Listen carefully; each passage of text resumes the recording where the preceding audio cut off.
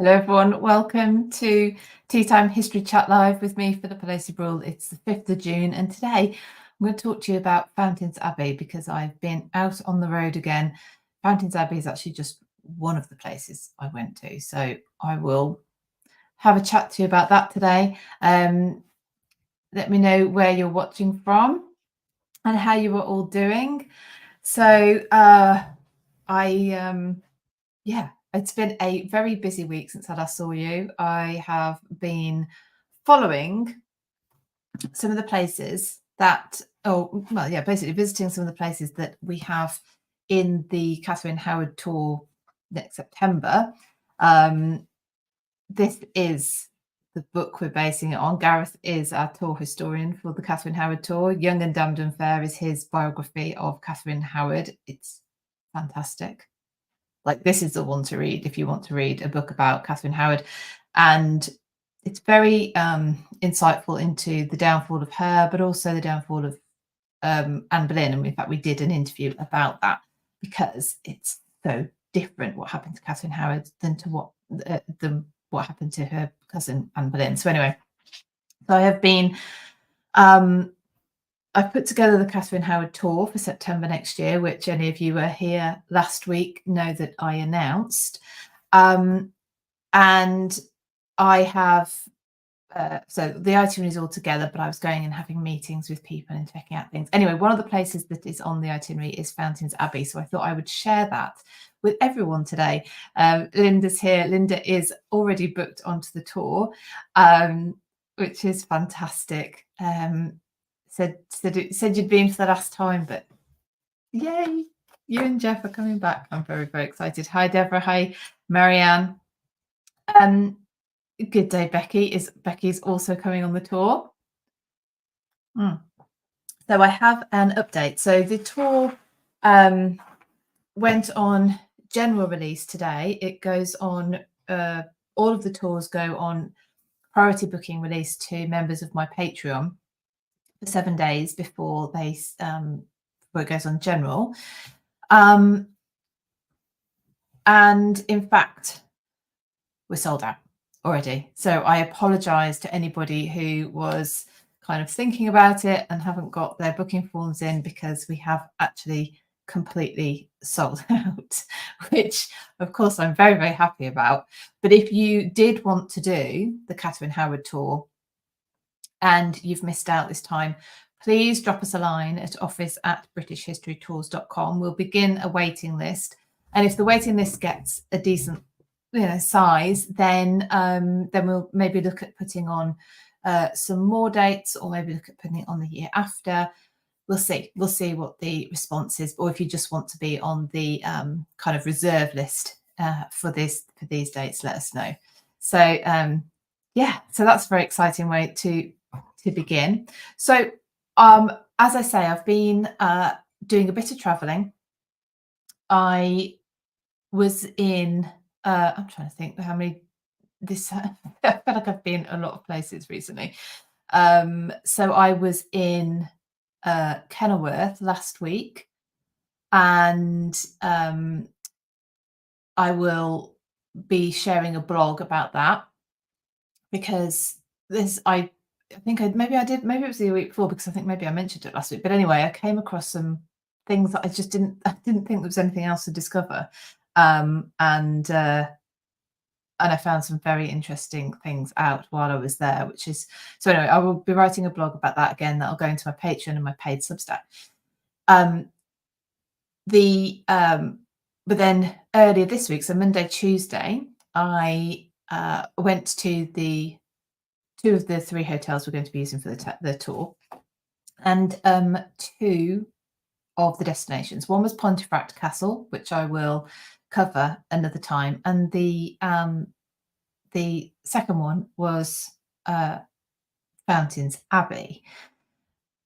Now, Fountains Abbey has a link back to York, which is another of the destinations. But I've been sharing. Oh, and I also did a impromptu, because I didn't know I was going past it, visit to Towton battlefield. So the 1461 top of my head. Battle of Towton. This is the bloodiest battle on English soil, the biggest loss of life, absolutely horrendous. And I saw in the UK, we have these brown tourist signs. So if you ever see a brown sign on the road, you know that that's pointing you somewhere touristy. And it said Towton Battlefield. And I was like, right, why not? So I turned up and I went, and I've shared some pictures of that with my patrons. So if you're in Patreon and you haven't checked that out, then that's there for you to see. It is a farmer's field. The farmer, to be, to massive credit where credit is due. It is private land, but he allows a battlefield walk to go through it, and all the signs up and everything. So it was quite poignant. There's a monument there, like a monumental cross to commemorate the people who died there. So that was quite cool. I need to give a shout out, please, to my newest patrons. 6 people have joined this week. I'm very happy about. Meg, Diane, Alexandra, Carla, Megan, and Ashley have all joined Patreon this past week, so they can have a look at the Towton thing. They can also, I did mention this last week, but 2 of the Tour Talks of the Tour Talks series are now live in Patreon. So both of Kate McCaffrey's talks on Anne Boleyn's Books of Hours are there. And the rest, 2 by Gareth Russell, 1 by Tracy Borman, and the other by Professor James Clark, will all go live across the summer. And in addition to those, once we have ran the Rise of the Tudors tour in September, I'll be adding to those talks also Nathan, or that list of historians, Nathan Armin and Nicola Tallis. So I think Patreon is quite worth it, £5 a month. You get quite a lot in there for you. So including, like I say, this upcoming blog on Elizabeth I. And I genuinely can't believe I didn't notice this at Kenilworth before. But anyway, I will be sharing that with patrons. So I went to York.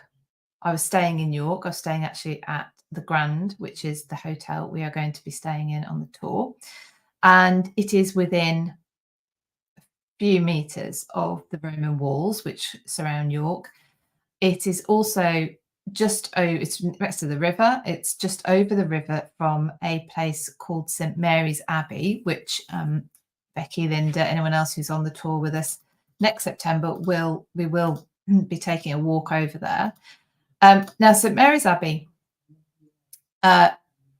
is in ruin, as you might expect, seeing as it was one of the 850 religious houses closed during the dissolution of the monasteries. It's significant in Catherine Howard's story. They were staying here. They said at the Abbot's lodgings at St. Mary's Abbey. It had already been dissolved by the time Catherine Howard comes here in 1541. However, that's where she stayed, and things started to happen, or were carrying on happening, actually, in Catherine's story. But the reason I mention it today is that in 1132, this was the site of a disagreement or a riot, even potentially.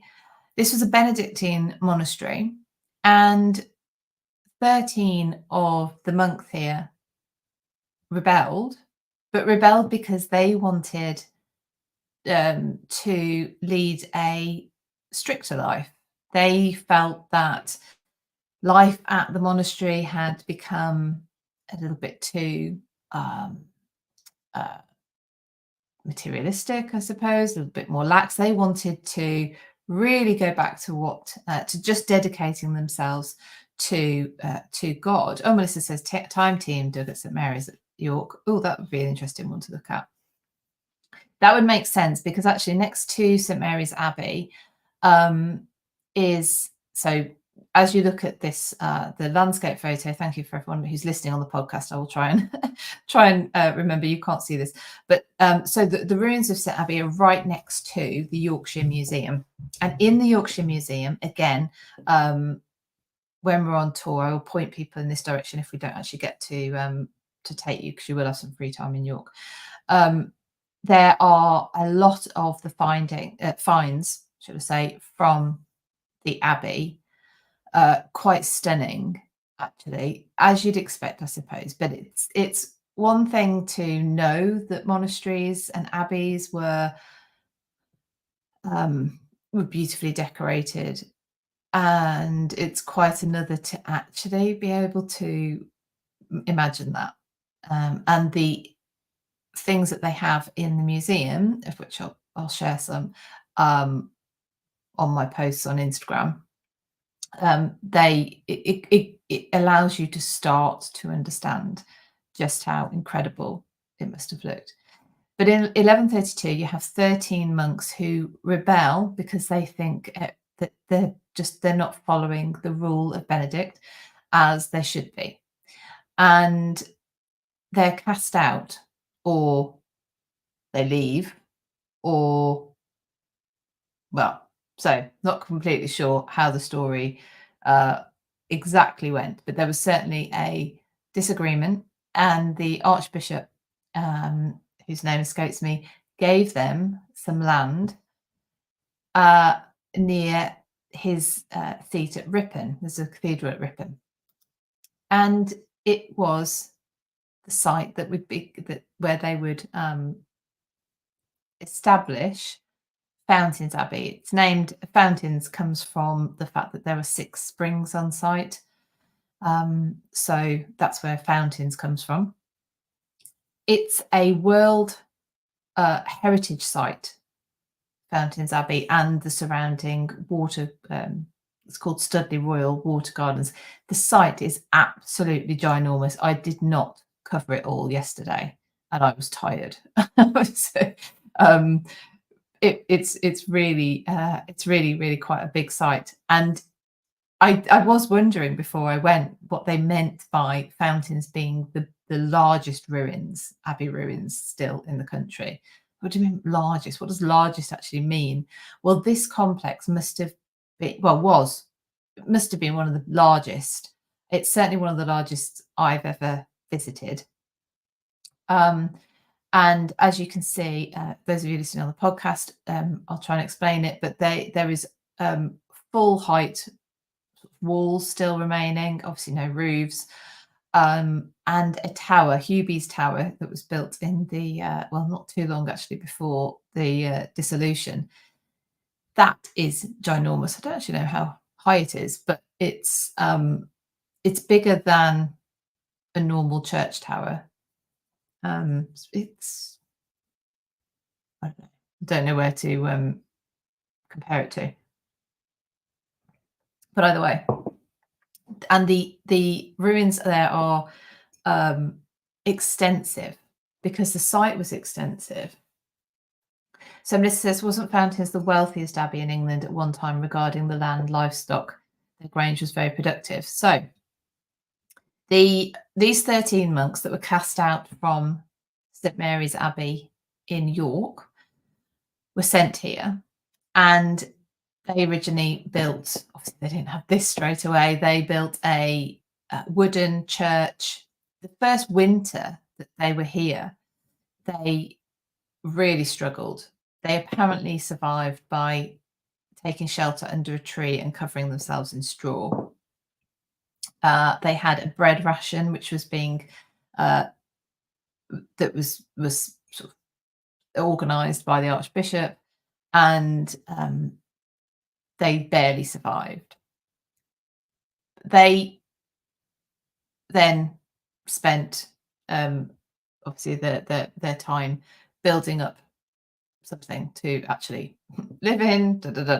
Now, they, remembering that they wanted to be more observant of God, they after 3 years they applied to become part of the Carthusian Brotherhood.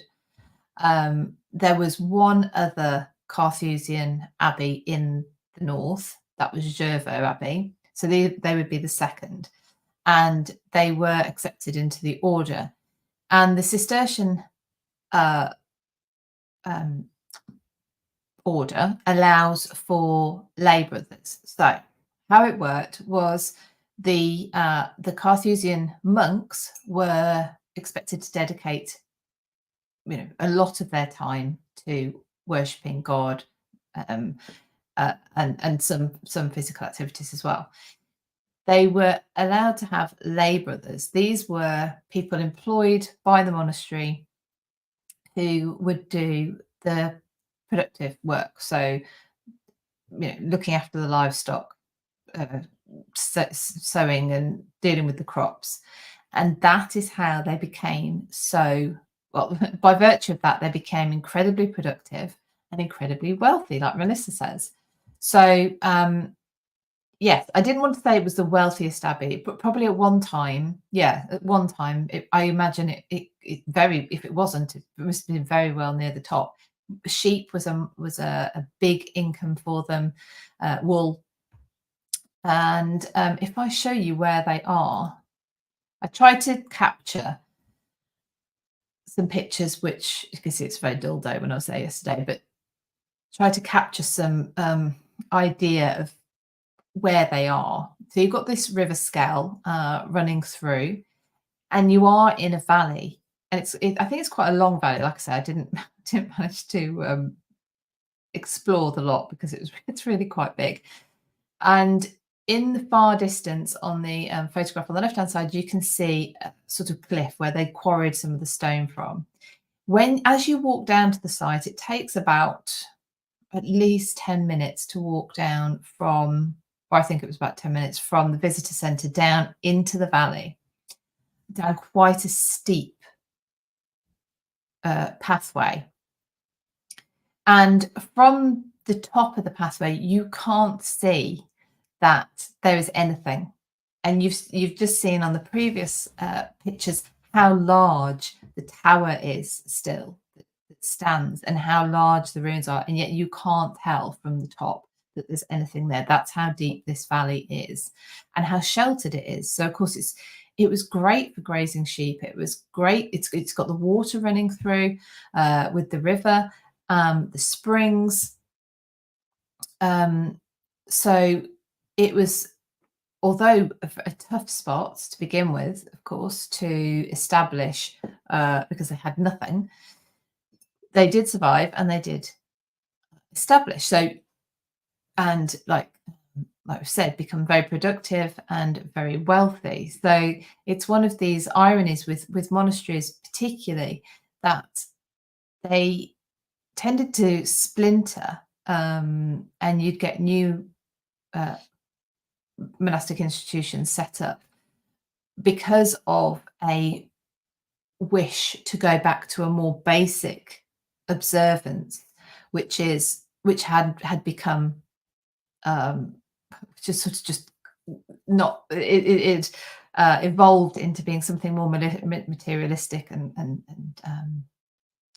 the abbeys were getting rich, and it just seems like every time they tried to go back to basics, if you like, that it was eventually, not with all institutions, but the ones that were successful became very rich again. So this one was particularly large, particularly wealthy. Let's just show you some more pictures there. So they had where I was. So you've got the main monastic church. You have the infirmary. Monasteries tend to be set out they're like Roman cities, with elements that whatever monastery you go and visit, you would find. So there's an infirmary, which was like a mini, it's like a whole mini monastery in itself. That was built over the river, as was the abbot's lodgings, partly over the river, as were some guest houses. So that all the garderobes and the refectory, not the refectory, the dormitory for the monks. Presumably all were built over the river. Now I've seen it where they've been built over diverted watercourses so that the garderobe is flushed out very cleverly. But this actually was right over the river. You can still do things like this. This always excites me. There's some steps which you can go up. I don't know why that always really does excite me. And you can walk down the church aisles. The aisles are still there. Obviously, there's no roofs anywhere. But well, actually, no. I'm going to show you. I'm going to show you a room in a minute where there must be a roof. Well, there is a roof. Yeah. But for most of the site, there isn't. So it's a huge expanse. It looks like I was there on my own. I'm getting very good at this. There was loads of people there. It was a pretty dull day, I have to say, and it was raining. There were lots of school groups there, teenagers who I'm not sure were that bothered. So little ones who were very excited, and then some bigger ones who generally were just trying to find a place to go and eat their sandwiches where they weren't being rained on. Deborah says it's such a shame that Henry VIII had the monasteries dissolved the way he did. It would be such a sight to be able to experience them as they were before their destruction. Yes, for an entire monastic site, yeah, we don't obviously have. You can get an idea by some of the cathedrals that are left. So places like Tewkesbury, Westminster, and then you have other places where so I think I've spoken about this in the past, actually. You have some places where the church is completely demolished, but the other buildings have been kept because they've been reused for something else, someone's home, or quite often a barn or something like that. So you have places like Cleve Abbey where you can see the refectory is still there, so where the monks ate. The dormitory is still there. Some of the rooms for either senior monks or people who would pay to live out their life being looked after at the monastery, they're still there. So it's a place called Cleve Abbey. So you sort of have to piece together what it would have been like as a whole. A daycare centre, yeah. They get what's the word that I'm looking for? Not reused. Anyway, whatever the word is I'm looking for. This is quite impressive. So the solarium. Anyway, it's just storage space that would have been underneath the refectory, and there were, I think it said there were repurposed. Thank you, Amanda. Thank you. Yes, Deborah. Thank you, people. Thank you for saving me from myself. Yes, there's I think they said 100 monks at one point, which would have been huge because it's not just 100 monks. Remember, there's for every monk who's managing to spend most of their day in prayer, you've got a number of other lay brothers tilling the fields, looking after the sheep, cooking the food, and everything else. So it would have been quite a busy place. Is it moss? No, I don't think it is actually. Although I'm saying that it has got a green hue, hasn't it? And it was damp. It's basically open to the elements. Either side is quite a few doorways, archways out onto the grass. The left-hand door takes you out to the cloisters.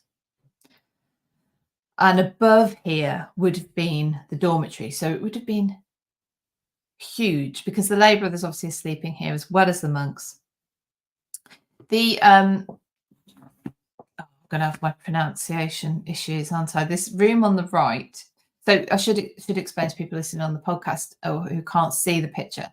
it's basically a storage room, but it looks like a crypt. It looks like the undercroft of a cathedral or or a massive church. The sort of arch. How do you what are these called? Oh my god, I need to need to have a look at my architectural history.